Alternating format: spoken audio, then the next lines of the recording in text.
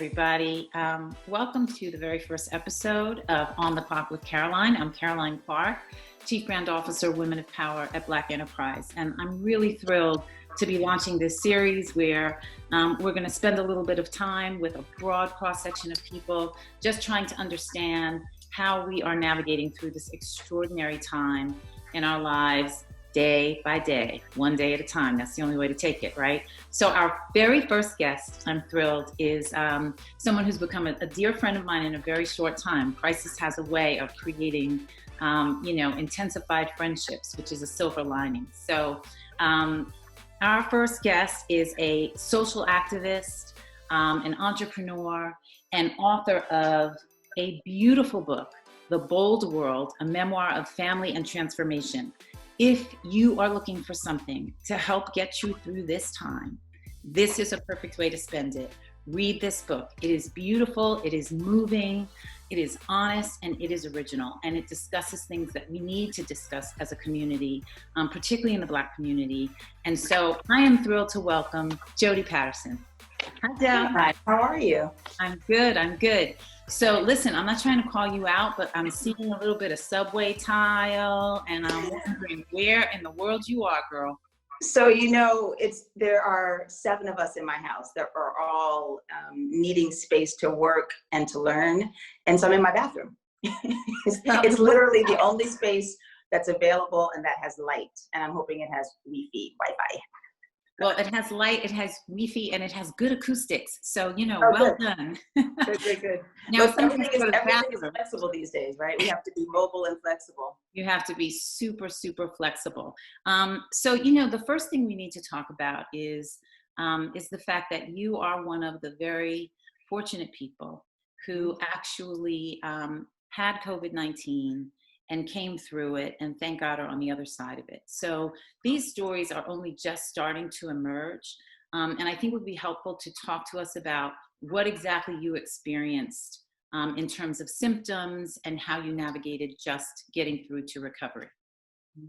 So I'm now weeks out of the first symptoms. So I'd say probably now 5 weeks. And if not more, and I'm just now started piecing together all of the pieces, all the components.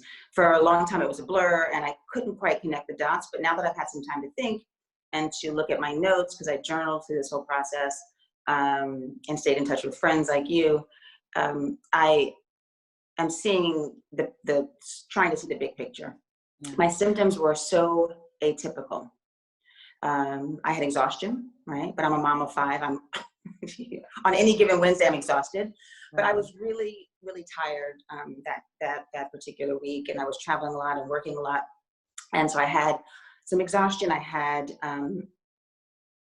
when the symptoms really kicked in, I had a migraine.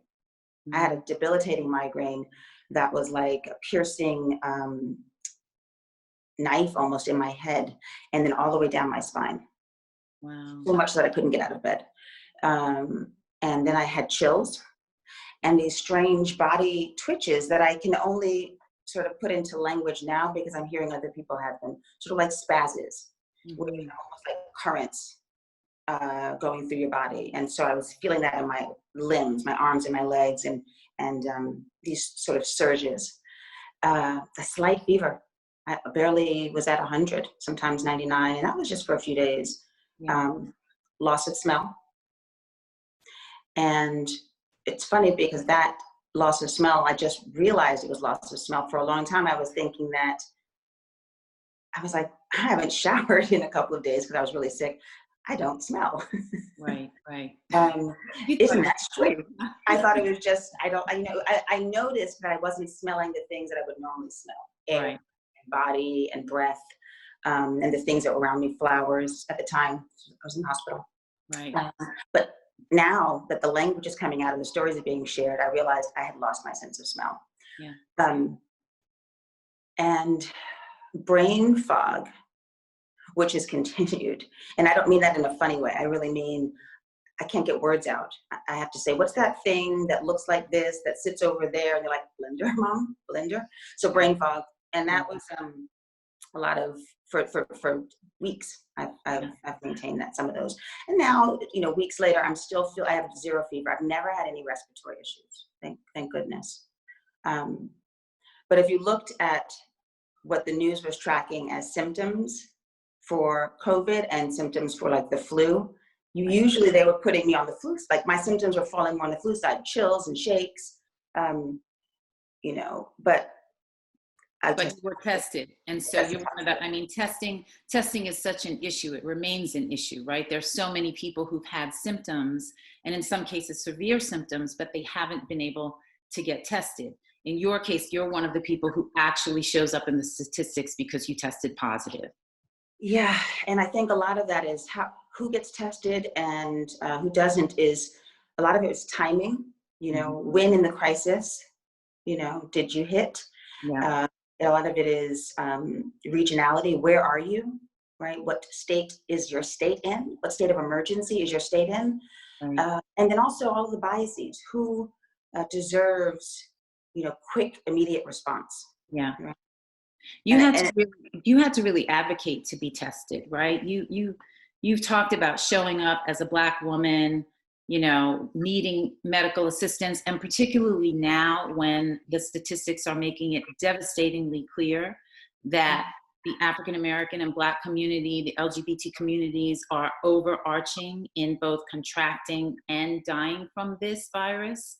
That self-advocacy and seeking medical assistance and having access to it becomes critically important. So can you talk a little bit about your experience with that?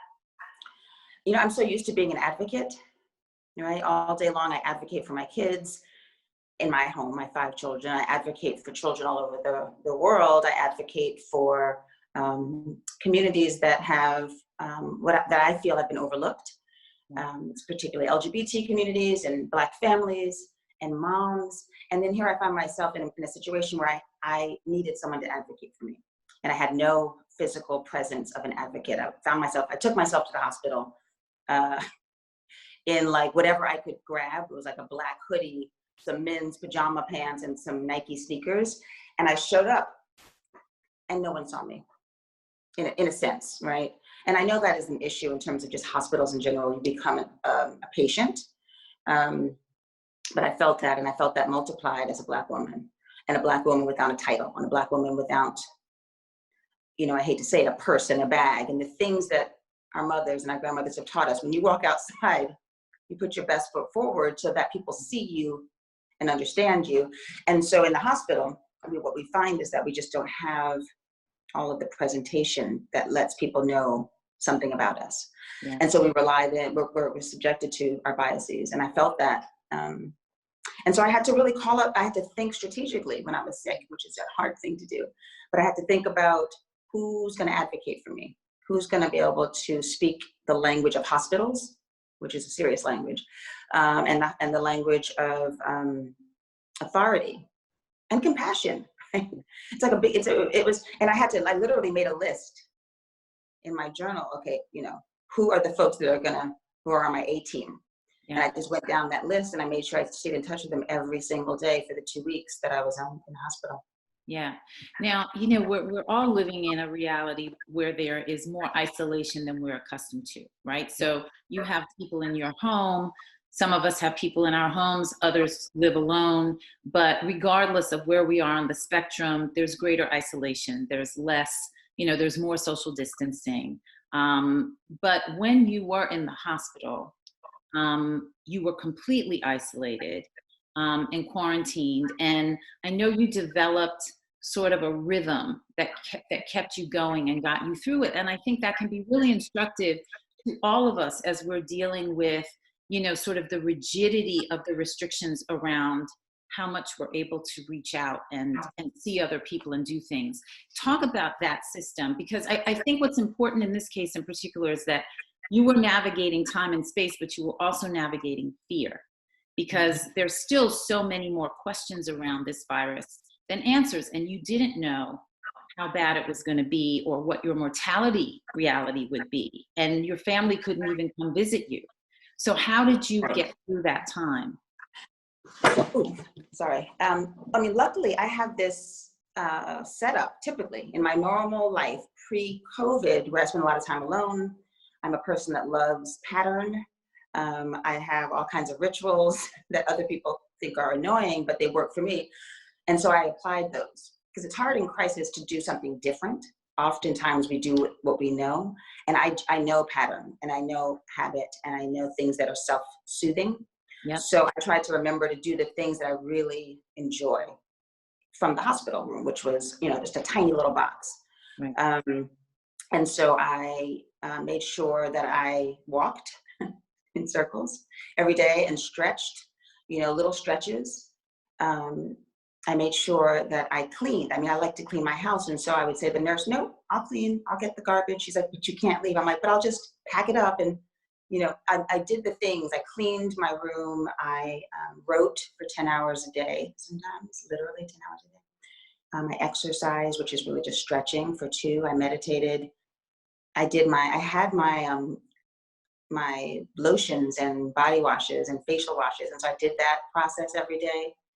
And it was pretty regimented and strict, but I had to fill up 12 hours sometimes without going nutty.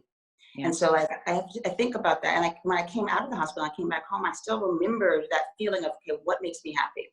And I tried to share that with my family. We have to remember what makes us happy, and then do those things, because in crises, you're kind of panicking and you're like, so recalling what makes us happy in these moments is really good. For me as a writer, I enjoy writing. My folks were like, you don't have to work in a hospital, Jody. And I said, no, writing for me, it happens to be my work, but it's really my passion. So finding these moments and repeating them over and over again. Yeah. It's like a long game. This is not a short game. We're not talking about doing them one day. It's like, we have to remember to repeat the joy every single day. Yeah. I know your role as a mom is intrinsic to everything that you are and everything that you do. And you happen to be a mom of 5, which, anybody looking at you, of course, never thinks that. And I know that the people in the hospital probably thought you were 25, but you're twice that. And that was the problem. They kept thinking I was a young, naive girl, Black girl. Not a seasoned woman. Not a seasoned woman, not a seasoned Black woman, right? Yeah. Yeah. But I know that role as a mother is critically important to you. And you happen to be a mom who is navigating all of this with 5 children in very different spaces and stages of life.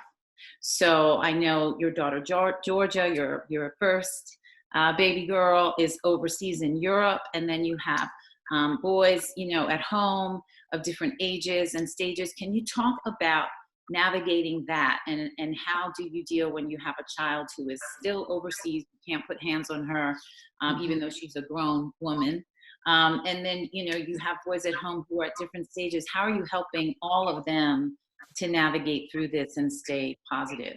It's like what Toni Morrison said, the thing she said, what's grown to a mother? Exactly. Grown don't mean anything, right? Exactly. I wanted all of my babies from 28 down to 10 with me. And that was impossible because I wasn't even able to see anyone. I was when I was in the hospital, but also when I got home, I was trying to distance myself from folks because I had an enormous amount of guilt for being sick, and sick for so long. So I had to figure out ways to navigate. I had to figure out ways to parent remotely, and mother remotely, and stay connected remotely. And part of that was actually saying, I can't do the things I always do, right? So I'm not teaching, very clear messages. I'm not setting boundaries from, miles away. I was trying to just interact. So each kid I chose to do something with. My youngest, we did an hour of riddles, right? Because usually I'm like, how old is your youngest? 10. And, he's the one that comes at me all day long. Mom, would you rather jump off a plane or dive deep into the ocean and not know how to swim, right? He's full of riddles and what if, and I usually don't have any time for that, or I can get through maybe 1 or 2 of the what ifs and then I'm off to doing something else. But I was like, baby, I got hours for you. Give me all your riddles. Give me your best what ifs. So we spent a really good time doing that. My oldest, who's in Switzerland, she and I talked like almost like two grown women. I say almost because she's almost my baby, but we had a different type of conversation, and it wasn't about me teaching her. It was just about us listening. I have one son who's 14, and he's probably the one who thinks I know the least. And like every 14-year-old, right? Right? Like every 14-year-old. And so I spent a lot of time with him just telling, I was reading his manga books. I picked up one of his manga books and I said, I'm committing to reading an entire manga book. I don't like them. It's totally not my style of literature, but Right. I've committed to it. So now I'm onto page 100 in one of his manga books. Okay. So I just chose, one thing to go deep in with my kids. And that was parenting for me. Yeah. I wasn't able to set the rules. I wasn't able to make sure they had their teeth brushed or their homework done, but it was about some sort of like listening and interacting that I had not been able to do on that level in the past months because I was working or busy or cooking. Yeah. And that took some patience because I take a lot of, I define myself in my parenting, for better or for worse. People say, don't live through your kids. I'm like, you haven't had a child yet. Right. Of course we live through our children. What else are we supposed to do? Right. But so I define myself through my parenting. And when I wasn't able to parent in the same way, got really sad and really depressed. And that can only last for so long. So I had to find new ways. And on top of the fact that we were miles apart, we also are a family that is blended. So I've been married twice and I have 2 ex-husbands. And so that dynamic also plays into it. I had to make sure, as parents, had to make sure that although we don't agree on much as exes, we had to agree on how we were going to approach this situation, right? And the one thing that we agreed on was calm. We are not going to bring the hysteria to our kids. Right. It is challenging, but I have to say there are a lot of us that are most parents right now. Many parents are separated from their children. Yeah. And if it were a regular day, we would be not thinking much about it. But the fact that we don't know how far this is going to last or what the other side looks like is forcing us parents to reimagine. Yeah. And that's one of the best things that came out of it for me. The ability, the necessity of imagination. So we're unsure of the future, we're unsure of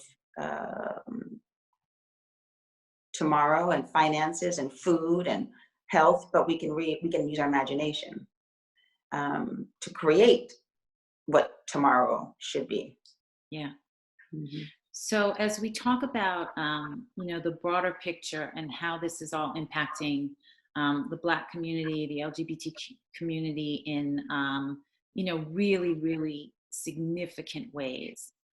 As usual, we all know the phrase, America gets the flu, Black America gets the pandemic, right? The full-on pandemic.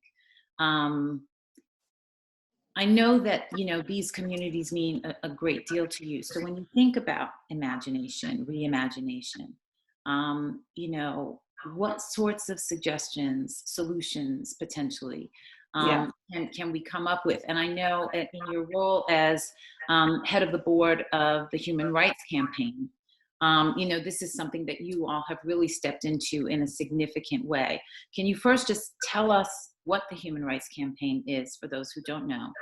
And then talk about what you all are doing in terms of addressing, this rising tide of needs for us. So the Human Rights Campaign is our largest LGBT human rights campaign.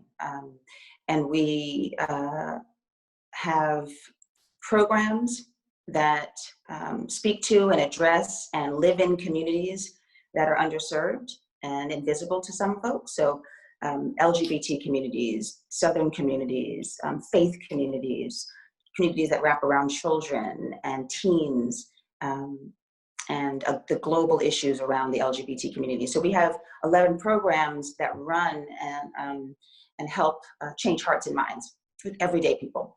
And then we have a political side that helps to lobby and pushes for elected officials that are pro-equality. So we're both political and we're hearts and minds, legislative and hearts and minds. And I am the newly elected chair of the board of the HRC Foundation. And we also have a newly appointed president, Alfonso David, who is our first person of color, our first Black man to lead our organization.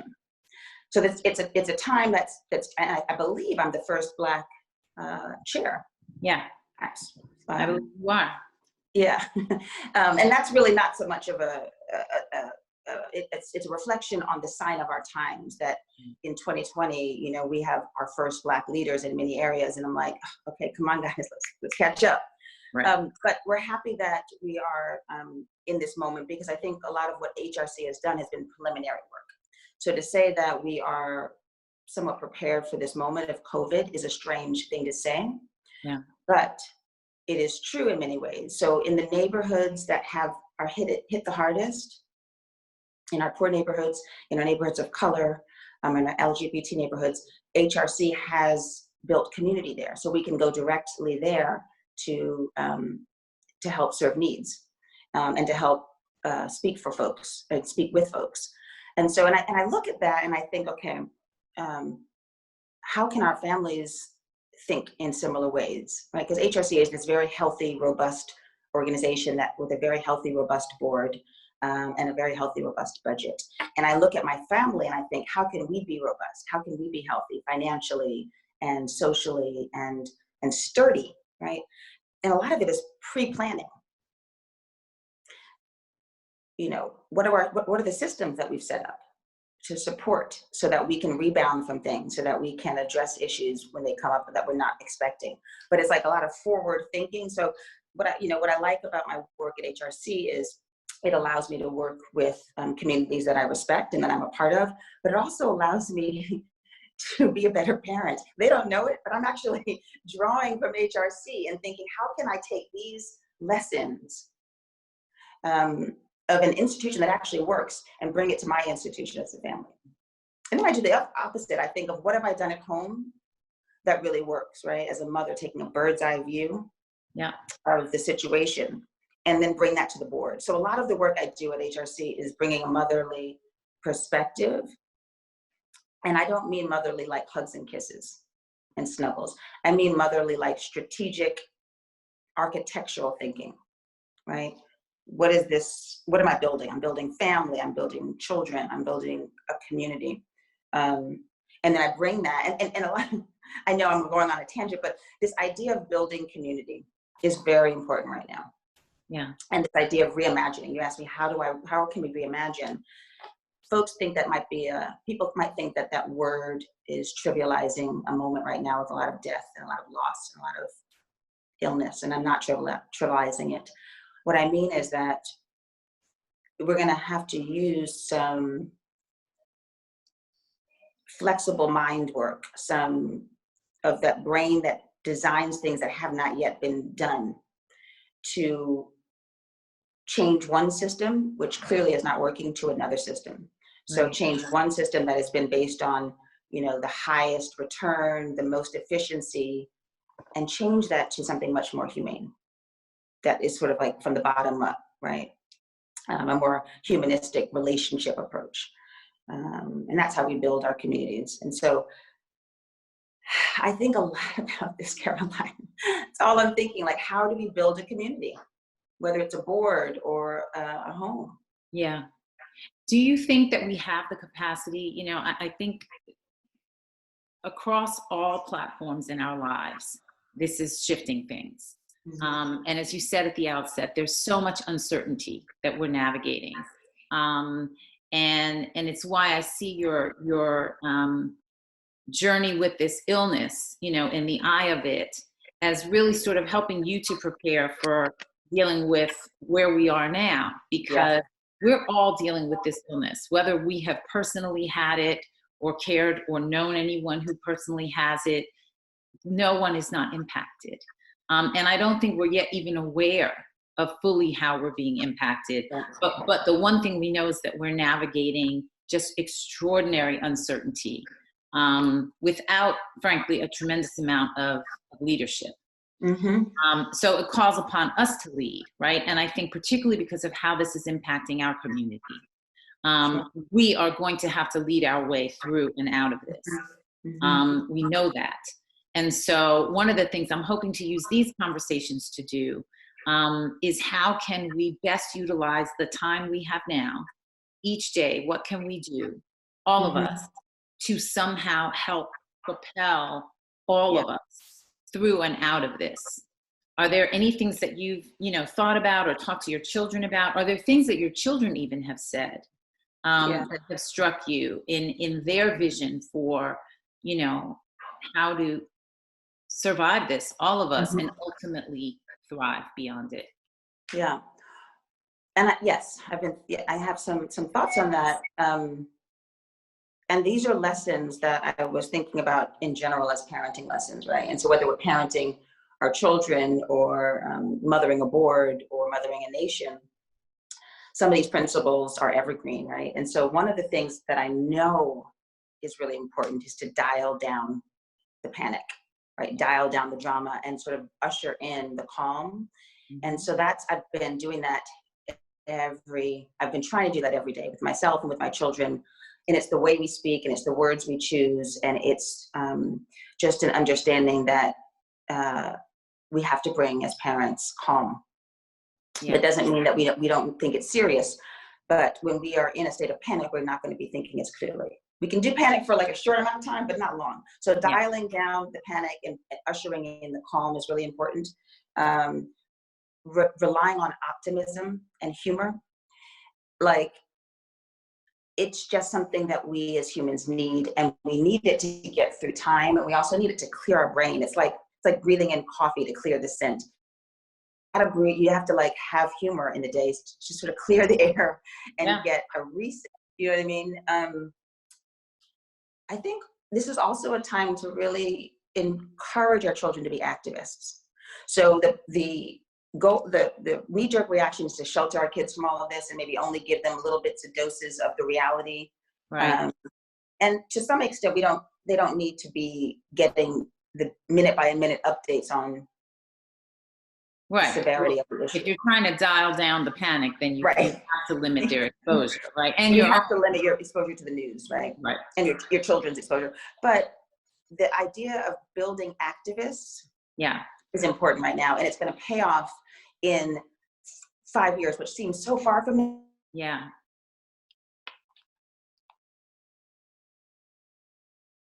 Oh, Joe. So like build. I'm losing you. Okay, go ahead. Let's start that again. 5 years from now, it's going to pay off.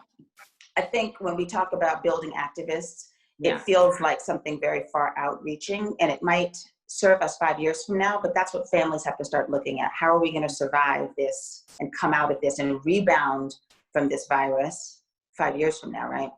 And those of us who can think about building activists in our community, our children, right? Building activists in our children, I think that's going to be one of the ways we rebound. So I teach my kids to look at things. Yeah. And I teach them to respond to things. And I show them what's happening in the world, and then I expect them to do it on their level. So as an example, I have my 14-year-old said, well, it is just unjust, Mom, that you get to drink coffee and we don't. I guess because I've been drinking more coffee recently, but he said, look, the distribution of coffee in this house is unfair, and caffeine does not do all the bad things that you think, and there's more caffeine and regular things than you think, and we're getting caffeine anyway, so why limit my intake of caffeine? Right. It was annoying and it was silly, but I got his point. He noticed something that was unfair. He made a point. He protested for 12 hours. In the end, you still can't drink coffee in my house as a kid, but you can. I lowered the age, so when you're in high school, you can dabble. Okay. But so this is a very sort of silly moment that we had, and it was an expression of his activism, and I encourage that. And I think we need to encourage our children, not shelter them in this moment, but encourage them to notice and recognize disparities, and then to fight against them to change, because we're going to need change makers coming. Yeah. So this show is called On the Clock, right? And I wanted it to be that because we're doing this during the workday, even though our work days have changed dramatically and the hours when we work have shifted as well. But, I do think it's so important. It's so easy when you sort of have a day that seems to never end in a way. There's that Yeah. Groundhog Day reality, like Saturday might as well be Wednesday, might as well be Tuesday. We're losing days. I know I've lost a couple of days during weeks because of the sort of similarity each day. But it's so important, I think, to drill down on this time and make it as useful as it can possibly be. So when you wake up each morning and you approach each day, you think about what's ahead. I know that you have these sort of rituals and disciplines that sort of help take you through each day, but how have those rituals changed given all of this? And how much time do you spend controlling your thoughts? Because that's such a big part of this. You know me, I try to control everything. And in these moments, we realize that as much as you want to control, the world will not let you control her. And I think the thing that I recognize is what stands between life and death right now is humanity. So I know the virus looks like the thing that is this evil, but really what stands between life and death is humanity. How we as humans respond, how we interact, how we treat, how we listen. And so I've been trying to be in that moment more. Yeah. So that looks like staying in bed an hour longer in the mornings. It looks like allowing my kid who's demanding to sit at the head of the table for some odd reason, like he's the leader of the house, to let him take that seat once in a while. I don't know, to mix it up. So I have rituals, right? And I respect the ritual and the tradition. I'm from a Southern family, Black Southern family. I love tradition and rituals. But in these moments, I just say, okay, well, that's not how we normally do it. But tonight, let's do it differently. Let's go crazy, right? Yeah. And I think I hope that's been appreciated by the kids and by the other 3 adults that are in the house with me. But it's one step at a time. I'm not as flexible as I need to be either with my folks. And so it looks like, I guess what I'm trying to say is it's moment to moment. I have a big picture of being flexible, being compassionate, listening, and going a lot slower. And in that, I'm making all kinds of mistakes, but I keep going back to those principles. And then the day will flow as it flows. Yeah. Let's hit a couple of sort of quick hit things, right? I'm gonna throw out some words and just tell me in this current moment, and it might just be today, right now, how these things resonate for you, what they mean to you. Faith. Deep. Fear.